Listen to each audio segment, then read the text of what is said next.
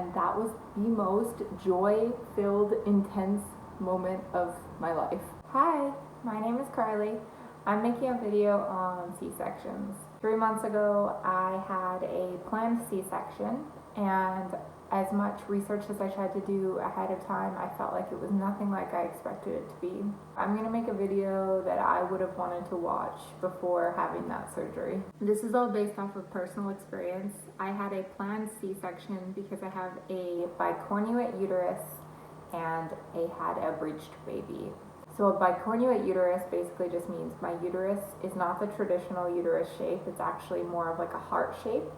And I have 2 horns in my uterus instead of just like, I think the traditional shape is like an upside down pear.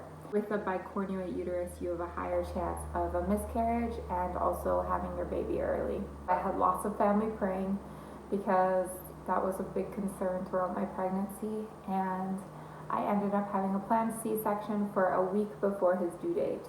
So before the surgery, I had someone call me with like a date and time for the surgery. And then I had another phone call, I believe it was a week before the surgery. And this was just a nurse who was explaining the procedure, what I need to do beforehand, fasting instructions.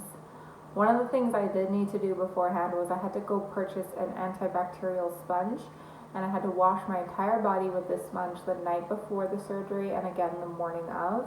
And then I couldn't put on any lotion or any deodorant or makeup or anything like that. My husband and I arrived at the hospital at 6 in the morning. We had to be there 2.5 hours before the surgery, which was scheduled for 8:30.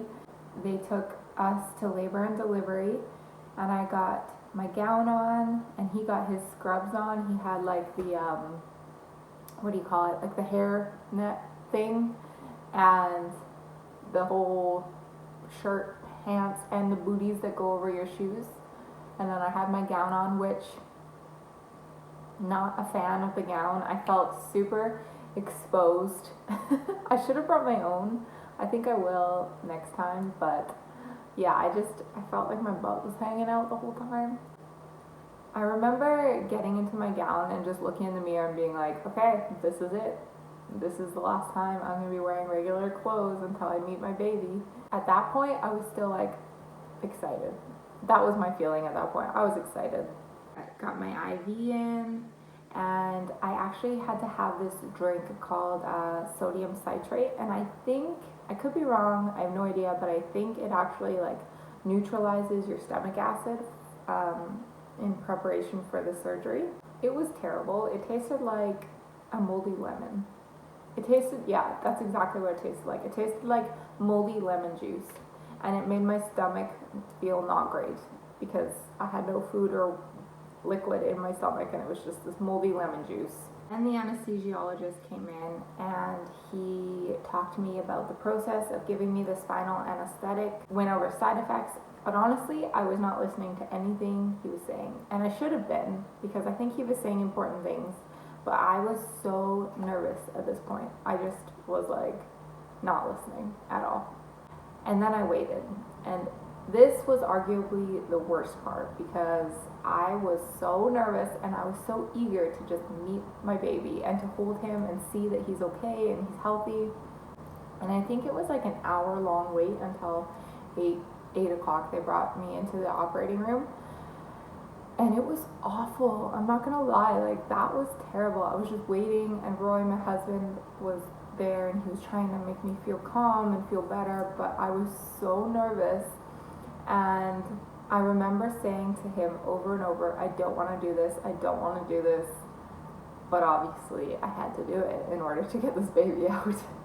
Then they took me into the operating room, and my husband had to wait outside. And I remember like looking up and just being like, wow, it's so bright in here. The lights were so bright, obviously, so they could like see what they're doing. There was like at least 10 people in there. So then I went to the operating table, they hooked up my IVs, and also put the blood pressure cuff on my other arm, put the pulse sensor on my finger.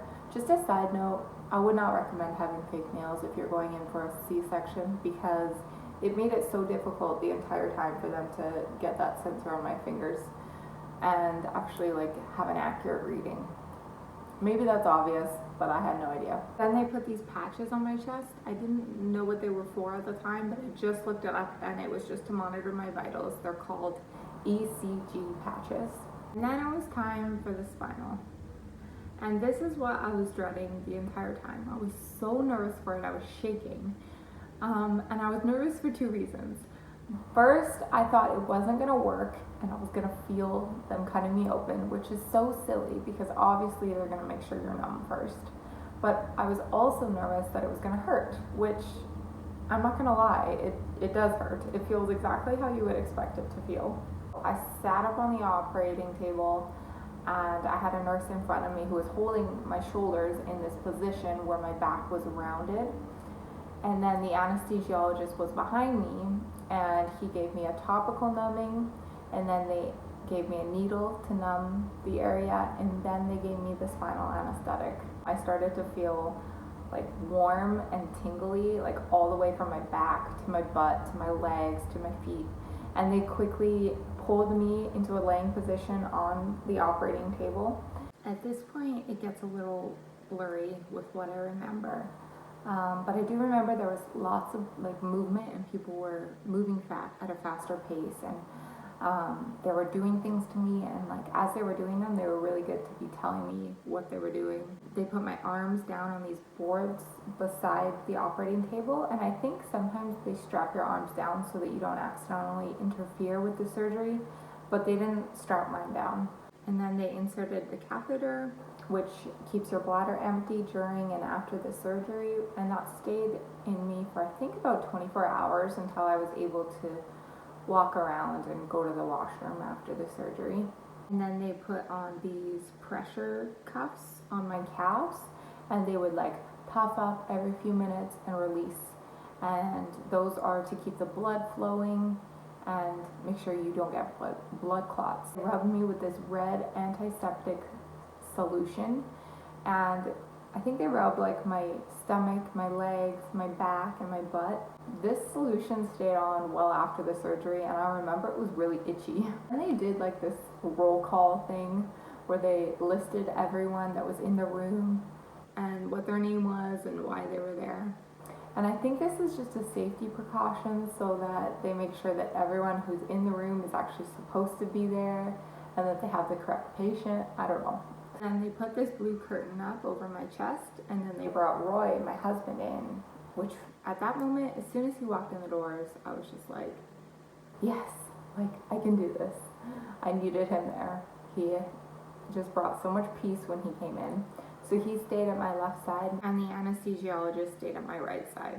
And I remember the anesthesiologist asked me, did you feel that? And I was like, no, I didn't feel anything. And he's like, okay, good. And that's how I knew that they started the surgery, because honestly, I could feel nothing. My baby is awake. This is Evan, and he is 3.5 months old. So I started to feel pressure. I'm not exactly sure how to describe it. Like, I could tell that they were pushing down on my body, and then it was like maybe 5 minutes of that, and then Roy and I heard him cry, and that moment they like brought the curtain down and they held him up, and I didn't even know he was out until we heard him cry, and that was the most joy-filled, intense moment of my life. Like, Roy and I both started crying. We were so emotional. Roy was able to go over to the scale while they weighed him and they assessed him. I heard them say he was 8 pounds 3 ounces. I'm still like laying on the operating table crying my eyes out. And then they bundled him up and Roy brought him over and held him at my shoulder, and he was just screaming like so loud. They stitched me up, which probably took about 15 minutes while Roy held Evan beside me. Then they transferred me to another bed and rolled me to a post-surgery room, and they rolled Evan in a little bassinet with us. And we stayed there while they got our room ready, and they could assess me after the surgery and make sure everything is okay and all my vitals are looking good. but I was able to try breastfeeding, and we did some skin to skin. So we stayed in the hospital for 3 days. There was nurses coming in every few hours to check on me, to give medication, answer questions, and also to push down on my uterus, I guess, to make sure it's contracting. I don't really know, or shrinking back to size. I'm not sure, I'm sorry. They took my catheter out the second day. My legs, ankles, and toes were very swollen. And then once I was able to like get up and walk and move around and drink more water, the swelling went down. Recovery was excruciating. Like, I'm not gonna sugarcoat it.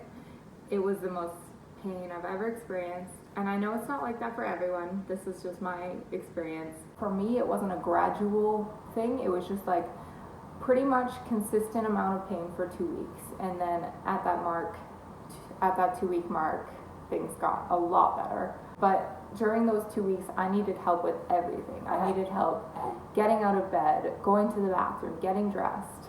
Roy was changing my diapers, and he was changing Evan's diapers. Very, very loving and patient husband I have. And it hurt to laugh, it hurt to sneeze and cough. I think the biggest thing was laughing though. I don't know if I just laugh a lot, but every time someone made me laugh, I would like tell them to stop because it was pretty painful.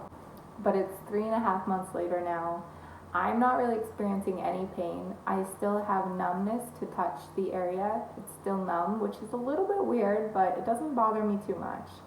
The scar is very low down on my bikini line, and I would say it was worth it. And if I have to do another C-section, so be it. I would like to try for a vaginal delivery next time if I can, but if not, it's okay. I'm just going to leave you with a few things to finish off this video, and just tips really, because these are things that I learned, and I feel like you have to go through the experience to learn these things. The first one is ask so many questions. We asked questions to every nurse, and then we would ask those same questions to a different nurse to get a different perspective. Bring snacks. At my hospital, they fed me, but they didn't feed my husband, so he had to get food elsewhere, and I also shared with him. But we were really hungry in between the meals, so bring snacks. Bring like healthy snacks, but also bring some treats if that's your thing, you know. I was so scared for Roy to leave. I didn't want him to leave, so he wasn't able to go get himself food. We had family bring food for him, which was really nice.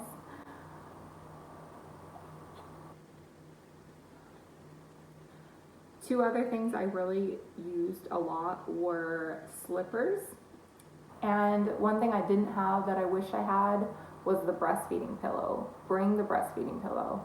Even if you're bottle feeding, it's just so nice to have something to lay your baby on that's not your stomach, because that hurts. Take lots of videos and pictures. If I could go back, I would take more videos, because we didn't take any videos, and I regret not having videos to look back on now. I think the last thing is just be gentle with yourself, especially as you go into recovery, because it's hard. Like, I didn't want to complain to anyone because I didn't want them to think that I wasn't grateful to have my baby, but I think it can be hard and it can be beautiful at the same time.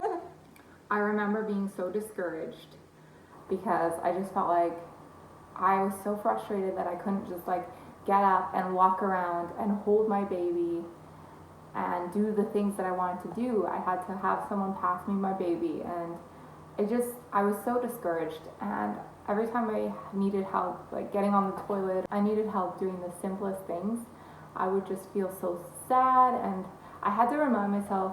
I remember saying over and over in my head, this is temporary, this pain is temporary, this is gonna go away, and it does, it goes away.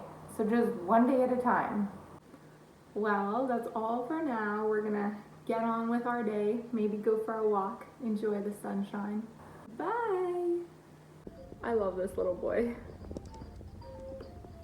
Ooh.